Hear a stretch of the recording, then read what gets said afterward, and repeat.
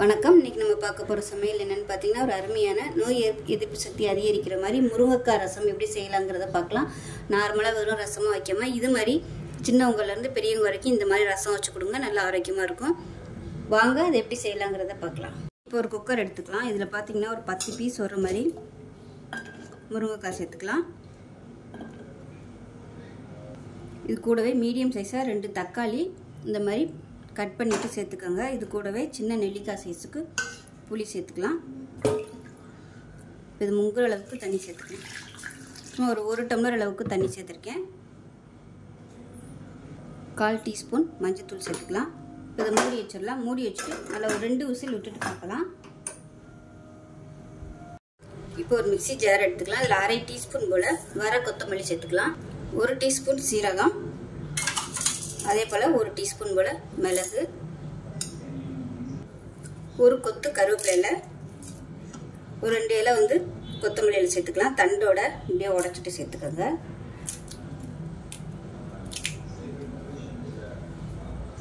இப்போ இதில் ஒரு 3 பல் பூண்டு சேர்த்துக்கலாம்.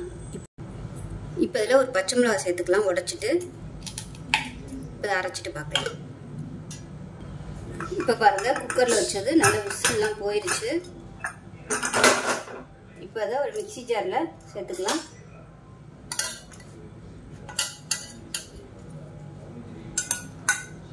இந்த தக்காளி, முருங்கைக்காய், இந்த புளி எல்லாத்தையும் மிக்சி ஜாரில் சேர்த்துக்கலாம்.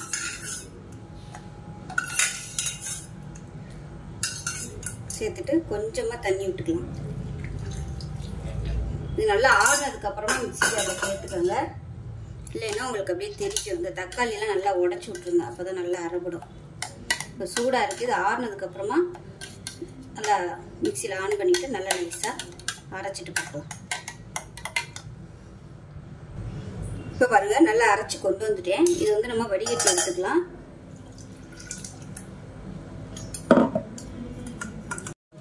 கொஞ்சம் கூட சக்கை இருக்கக்கூடாது.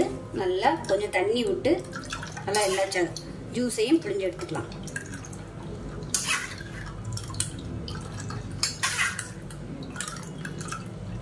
இந்த ரசம் சின்ன பிள்ளைங்களுக்குலாம் இந்த மாதிரி நீங்கள் முருங்கைக்காய் போட்டு வச்சு கொடுத்தீங்கன்னா நல்ல எதிர்ப்பு சக்தி கிடைக்கும்.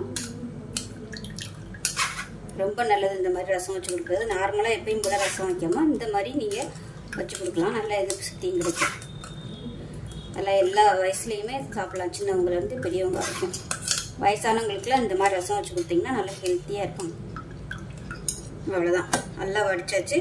இப்போ நம்ம ரசம் எவ்வளோ தேவையோ அதுக்கு தகுந்த மாதிரி தண்ணி ஊற்றி ரெடி பண்ணி வச்சுக்கலாம்.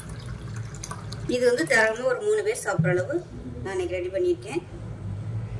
ஒரு பேன் எடுத்துக்கலாம். தேவையான அளவுக்கு எண்ணெய் விட்டுக்கலாம். இப்போ எண்ணெய் நல்லா சூடாயிருச்சு. 1 டீஸ்பூன் போல் கடுகு சேர்த்துக்கலாம். 2 வெந்தயம் சேர்த்துக்கோங்க வாசனைக்காக. அது கூடவே கட்டி பெருங்காயம் சேர்த்துக்கலாம். 3 வரமிளகாய் சேர்த்துக்கலாம். கொஞ்சமாக கருவேப்பிலை சேர்த்துக்கலாம்.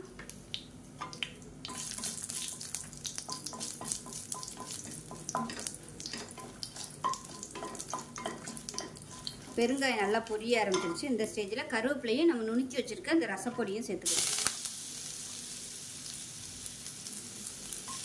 சேர்த்துட்டு மீடியமான ஃப்ளேமில் லேசாக ஒரு பரட்டிக்கலாம். நல்ல ஃப்ளேவர் வரும்.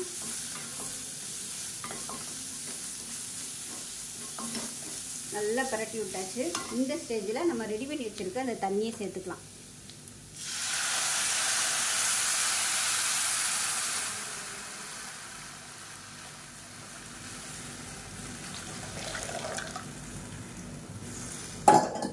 சேர்த்துட்டு நல்லா ஒரு தடவை மிக்ஸ் பண்ணி விட்டுட்டு அப்படியே விட்டுருணும். நல்லா அப்படியே நுரைச்சி வரும்போது அமர்த்திடலாம். இதை ரசமாக கன்வெர்ட் பண்ணாமல் நீங்கள் வெறும் மிளகு, சீரகம், உப்பு போட்டு கூட சூப்பு மாதிரி குடிச்சிக்கலாம். வெறும் பூண்டு மட்டும் தட்டி போட்டுட்டு நீங்கள் சூப் மாதிரியும் கூட குடிக்கலாம். இப்போ எந்த பாத்திரத்தில் ரசம் ஊற்ற போகிறீங்களோ அதில் கொஞ்சம் உப்பு போட்டு வச்சுருக்கிறேன். இப்போ பாருங்கள், நல்லா நுரை கட்டி வருது. இப்போ நல்லா நுரை கட்ட ஆரம்பிச்சிருச்சு. ரொம்ப கொதிக்க விடக்கூடாது, அமர்த்திடலாம். இப்போ இந்த ரசத்தை எடுத்து அப்படியே நம்ம இந்த பாத்திரத்தில் ஊற்றிடலாம்.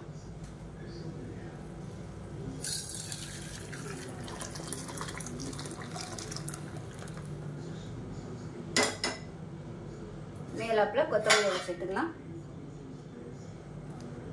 அவ்வளோதான், அருமையான முருங்கைக்காய் ரசம் ரெடி ஆயிடுச்சு. டேஸ்ட்டு சூப்பராக இருக்கும், நல்ல எதிர்ப்பு சக்தி கிடைக்கும். சின்ன பிள்ளைங்களுக்குலாம் இந்த மாதிரி ரசம் அடிக்கடி செஞ்சு கொடுங்க, நல்லா விரும்பி சாப்பிடுவாங்க. ஸோ இதே மாதிரியே செஞ்சு பாருங்கள். செஞ்சு பார்த்துட்டு எப்படி வந்துச்சுங்கிறத சொல்லுங்கள். வீடியோ பிடிச்சிச்சின்னா லைக் பண்ணுங்கள், கமெண்ட் பண்ணுங்கள், சேனலை சப்ஸ்கிரைப் பண்ணுங்கள், பக்கத்தில் பெல் பட்டனையும் ப்ரெஸ் பண்ணுங்கள். நன்றி.